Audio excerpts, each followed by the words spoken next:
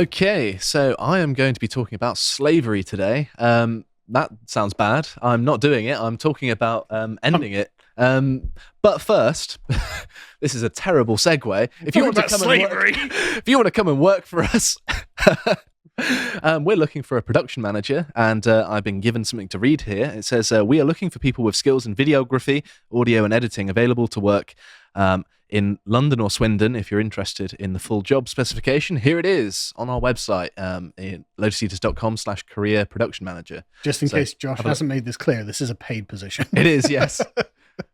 That's not my best shill.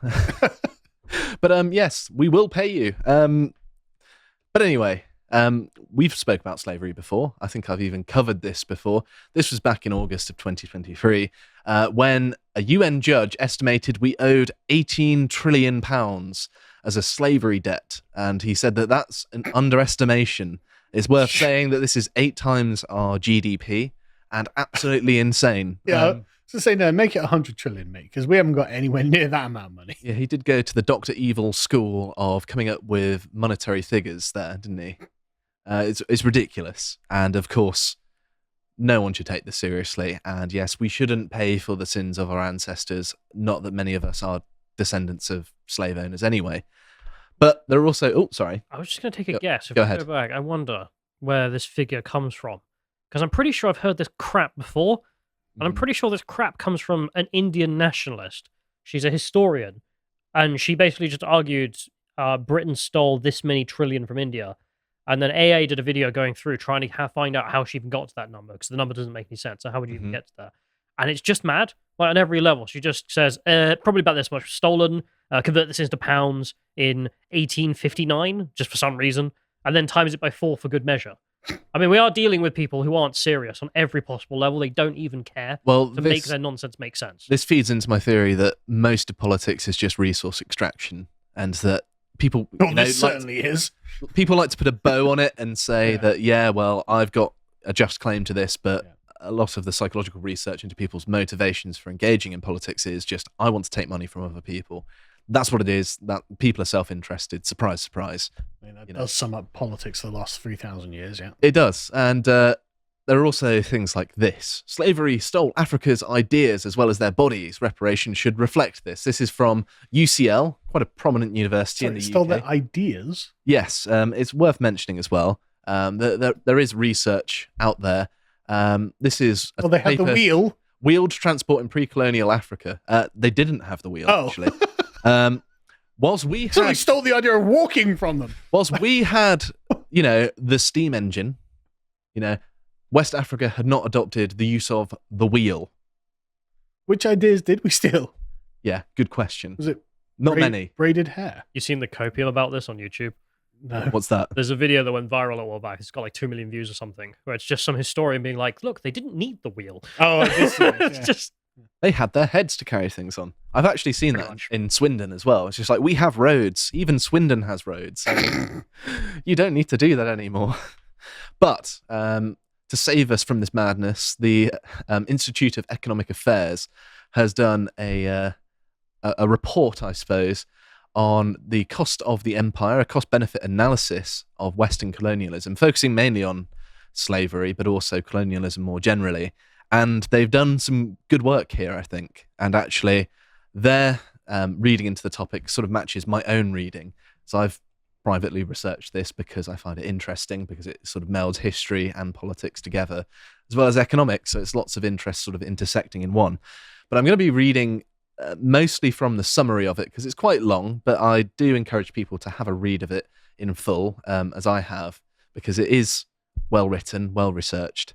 And to sort of summarize what it's arguing here, it basically argues that slavery and colonialism were bad investments, as they did not provide substantial profits despite substantial administrative, martial, and shipping costs.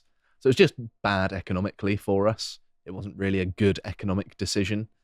And of course, it is the Institute of Economic Affairs. They're not going to be there wagging their fingers saying, oh, well, we're talking about all of this morality stuff. No, they're looking at it purely from an economic lens, which is actually quite important, because everyone's sort of recourse for slavery and colonialism is we need more money. despite never being enslaved. Actually, you owe us money. Yeah. Oh, no. Sorry, you just didn't pick cotton fast enough. It wasn't. Yeah. No. Sorry, we need money too. We haven't got any bloody slave. Yeah. So, if slavery was the source of our wealth and we abolished that 150 years ago, 170 years ago, whatever it is, well, we haven't got any bloody money either. Mm-hmm. You know? Yeah, have they been to a UK high street? It's starting to look a lot like the colonies these days, both in demographics and conditions. But I'm going to read some of the summary from here. And it says, before modern container shipping, transport logistics, telecommunications, technologies, etc. Stuff we stole from Africa. Yes, of course. Made high volumes of trade possible, trade and overseas investment accounted for a much smaller proportion of the British economy than they do today. In the 18th and 19th centuries, the great bulk of Britain's economic activity was domestic. This doesn't get emphasised enough, but is obviously true. Even then, Britain's most important trading partners in the 18th and 19th centuries were not its colonies, but other industrialising powers, such as Britain's Western European neighbours. God, there's a pro-EU argument being made now. Well, it's also pretty common sense, because why would we be trading with people who don't have the technologies we desire, right? We want things People who've yet to adopt money. Yeah, or the wheel. You know, if we were looking for wheels, we wouldn't be looking in West Africa because they don't have any. I was actually doing some research into the slave trade, and do you know what the Portuguese originally traded slaves for? What was Initially, it was brass bracelets, but then they fell out of fashion, and it became cowrie shells. Cowrie shells? Yes. As in they're putting shells around cows? No, as in there's a little mollusk Oh, right. that has a pretty shell. So they would trade slaves for shells. They were going to the trouble of slavery for knick-knacks, Imagine like being- bracelets and shells, that stuff that you would see in like a tourist shop. In like, some Devon coastal town, yeah. Yeah. Imagine being captured, put up for auction, and then you find out you're only worth 10 shells. That's what your life is worth. That's got to be depressing, hasn't it? But it carries on to say the acquisition, defence and administration of overseas territories required huge upfront investment and ongoing maintenance costs. This is why in the 18th and 19th centuries, Britain and other colonial empires had higher levels of military expenditure than their less imperialistic neighbours, and consequently a substantial higher tax burden, or substantially higher tax burden, should I say. Yeah, for massive wars that would have cost unbelievable amounts of money. Mm-hmm. But it's also just common sense. Like, if you're an investor and you're living in the 1800s, do you want to try and set up a factory in, I don't know, Zimbabwe or in Birmingham?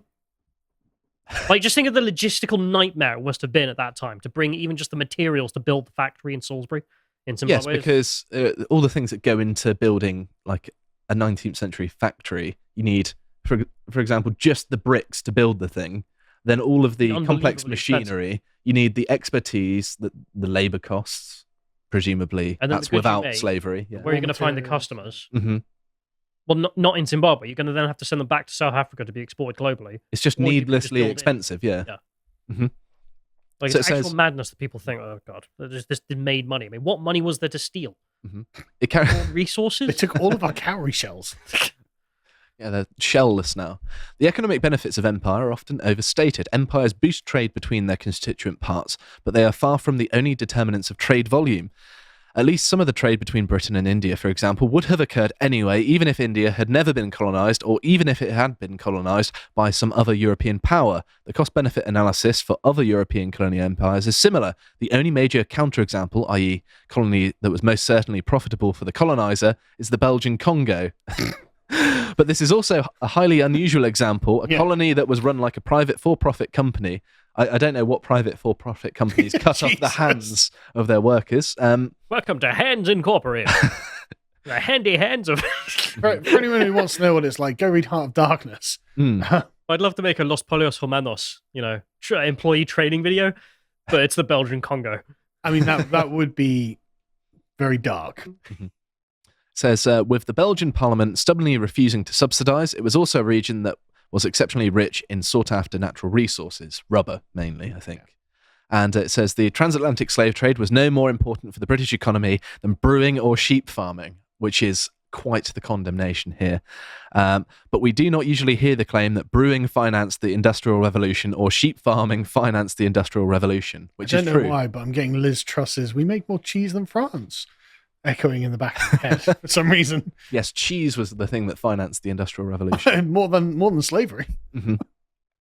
But it carries on for a little while, and these two parts are the key parts, I think. The best predictor of how rich or poor a country is today are economic policy and governance indicators such as Economic Freedom Index and the Ease of Doing Business Index.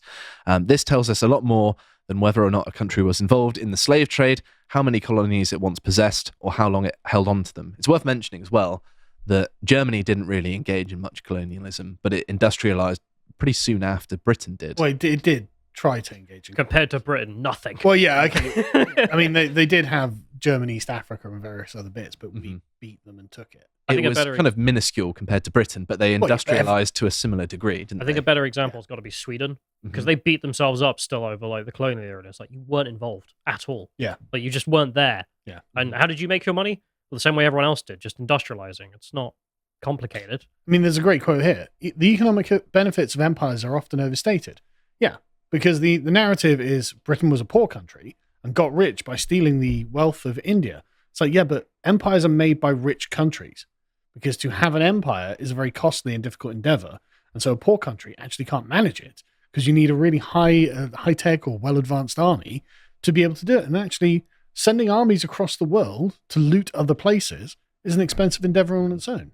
There's a reason it was Rome and no one else, right? In the era of the Roman Empire. Even then, there were lots of other empires in, sort of 2,000 years ago, but they were all big, rich states, because of whatever various geographic reasons often. But the point is, and the thing is that then, okay, well, how did these impoverished Englishmen turn up on your shores and steal everything?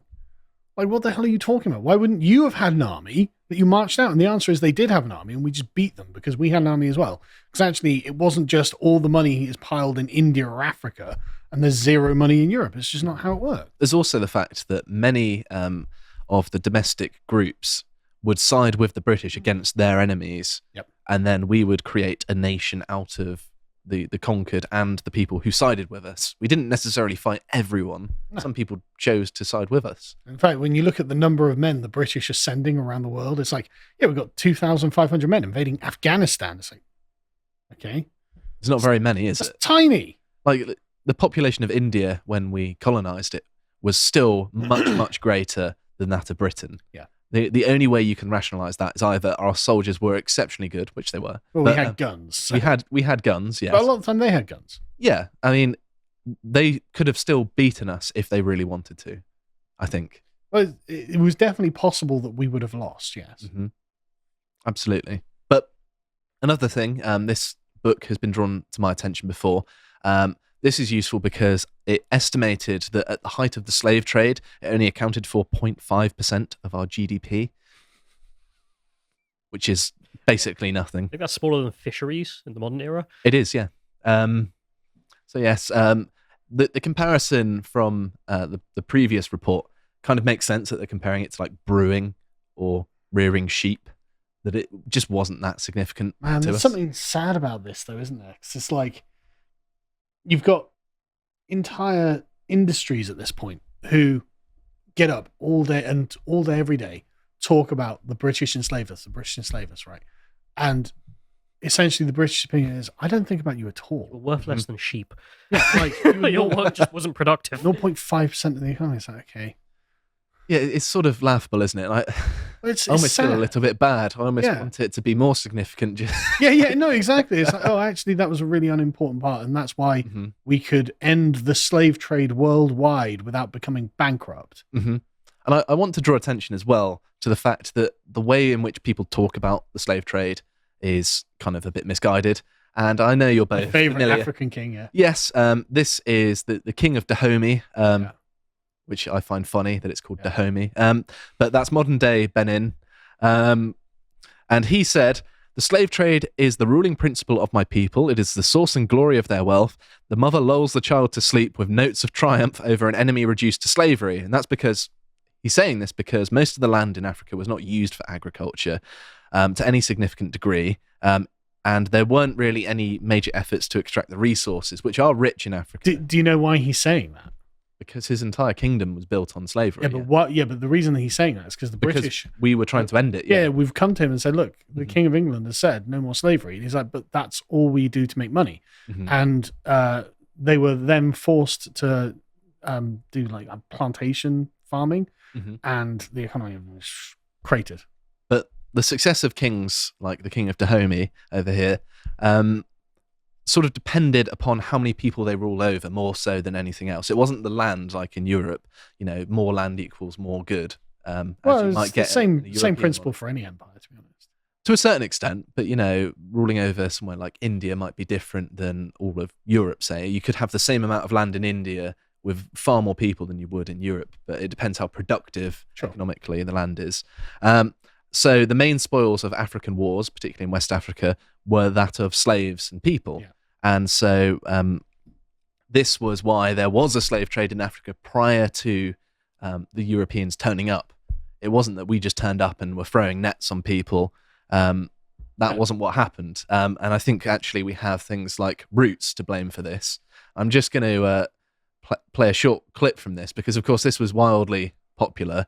And you have a bunch of people running after just a lone man out in the bush. At least it's other Africans capturing. Well, you see other Africans capturing them, but then you see, where is it? Oh, you got all of this dramatic stuff. I mean, don't get me wrong. And then there he is. There's the white man. Yeah. I think there's a good scene here where he sort of comes out of the bushes after he's been captured, smiling. Here he is. There we go. Yeah. Like they're just going around capturing lone people wandering about. That's not how it works. So what happened is you had a bunch of slave trading kingdoms in what is called the Bight of Benin, which is the curve on the inside of Africa there. And Dahomey's one, and then you've got Benin, and then you've got another called Waya, I think it was called. But you've got a bunch of them. They've got big slave trading markets. And what they would do is just go on military expeditions into the interior of Africa and capture as many, they'd attack whole tribes with armies, capture as many people as possible, come back and then sell them in the markets for cowrie shells. Yeah, well, it would be the coastal regions going inland, wouldn't it? Yeah. All of their enemies, basically. The slave trading kingdoms are on the coast, and they go into the interior to capture primitive tribes and some slavery. But you hear about the damage that the transatlantic slave trade did to Africa in things like this. The abduction, abuse, and enslavement of Africans by Europeans for nearly 5 centuries dramatically altered the global landscape and created a legacy of suffering and bigotry that can still be seen today. Stop there. Just wrong on the premise. Enslavement of Africans by Europeans. No, enslavement of Africans by Africans, then sold to Europeans. Yeah, the Portuguese didn't invent the slave trade. They discovered a slave trade. They've been operating for thousands of years. All of the European countries that engaged in the slave trade didn't exist when, the advent of slavery, which is probably as old as mankind itself, right? Yeah, but in particular, the African slave trade definitely existed long before the Europeans turned up. Absolutely. So... Well, it's just this ridiculous notion that if an African enslaves another African and then sells him off, that means Africa has now been wronged. Well, it's like, no, that guy's now super rich because he sold someone into slavery, and he's now what Africa is. Sure, but but the thing is, there is an argument that the slave trade did damage Africa. Yeah, sure, but many Africans were engaged in it. Even Britannica here has been doing some debunking. I'm trying to find. I'm not sure if you can search on this page, John, for 45,000 a year. That's roughly where I'm going to be reading from. But it says the slave trade was at its height during the 18th century. The export of slaves was averaging 45,000 a year. Here we go. Yeah. This loss would have been equal to the assumed natural increase in population, so that the effect may have checked population growth rather than having actually diminished the population. And it says, it carries on to say, but these are gross calculations that do not take into account the uneven selection of slaves for export, since the American planters and hence the slave traders looked in particular for fit slaves in the prime of life, between about 15 to 35 years old. It may be argued that robbing Western African people of particularly of this group would have been particularly significant in reducing birth rates and thereby reducing the capacity of the population to maintain its numbers. But on the other hand, however, the planters preferred their slaves to be male, and only about a third of those exported were women. Thus, since Western African men who could afford it were polygamous, the birth rate may have been less affected than might have been expected. There is also evidence to suggest that the fitter or more intelligent slaves were often kept at home, and the less fit individuals were in many ways prepared to deceive the European buyers as to their age or condition. That implies there that they actually preferred to be enslaved by the Europeans. And this is actually... okay, well, I don't think that anyone prefers to be a slave, right? If the choice was between being a slave in Africa and being enslaved by Europeans, they wanted to deceive the Europeans because they didn't want to stay with the Africans. Sometimes there was also this weird rumor that went around that the Europeans would eat them. I've heard about this before. And it's because... Yes, Africans have never engaged in cannibalism ever. Well, that's still do not. Where did they get the idea from? Yeah. In the 19th century, the British actually did sat down and interviewed a bunch of these slaves. Like, why do you think we're going to eat you? And the answer is, of course, well, because that African tribe over there was going to eat me. And so why wouldn't I think that you're going to eat me? It's like, right, good point. To be fair, I mean, okay, well, if it's entirely possible you'll get eaten by some people, then some other people have come along. Well, maybe I'm going to be eaten by them. So it's a very complex thing, basically. But one final thing to mention that Britannica mentions as well is that about half of these slaves were unfortunates in their own societies, criminals, mentally and physically handicapped, debtors who had been sold for debt or pledged as security for a debt, those who had offended men of power or influence, or simply those who had in some way become outcast from the family and community. And so these are people who had already been, seen by their local community as in some way less than your average person there. Sure. And it's still, obviously that's not just. I obviously don't agree with the moral aspect of slavery, right? It's also just not the best slave stock from a slaver perspective here. I mean, because if you want slaves, you don't want the criminal slaves. You'd rather have honest slaves. You suggesting our slavers were being ripped off? I think they were. We want reparations look, for our ripped off every slaves. stakeholder needs their interest to be taken into account. That's all I'm saying. Thanks, Klaus. Stakeholder slavery over here. Yeah. It's also worth mentioning as well that we paid off the debt from abolishing slavery in 2015. We've talked about this a lot. And that's right. My taxes helped end slavery. Yes, so the British people have sort of paid their lot, and you always hear the thing of, well, you didn't pay the freed slaves, did you? But also, if we did that as well as paying off the slavers, it would have bankrupted the country probably. Why can't Nigeria pay the free slaves? They enslaved They're the ones them, who captured them. Yeah. But also, if we do the economic argument, the slaves actually owed us money by the end of it. That is true, yes. But also, the people who complain about this don't talk about modern slavery. And there are more slaves now than there have ever been in human history. 50 million people, according to this website, the International Organization for Migration, ironically enough. Yes, no one ever talks about this. Nobody ever talks about the fact there are open slave markets in Libya. No one's trying to stop them. In fact, people are encouraging the flow of people because we are accepting the migrants that are going from Africa across North Africa to Europe. And that is encouraging people traffickers ended in this. Mm-hmm. And the thing I wanted to end on is that there are people in Africa right now treating Africans like slaves. And I don't want to play this because it's a bit brutal. Oh, I'm trying to pause it. But basically, a Chinese employer in Africa is whipping his African workers with a belt, which is not what I thought Belt and Road meant. But this is all going on today. People don't care about it. Viewers are discussing how the Chinese are far more racist than the white man in Africa. Huh. No way. Funny that, isn't it? Yes, it turns out that it's all just a grift.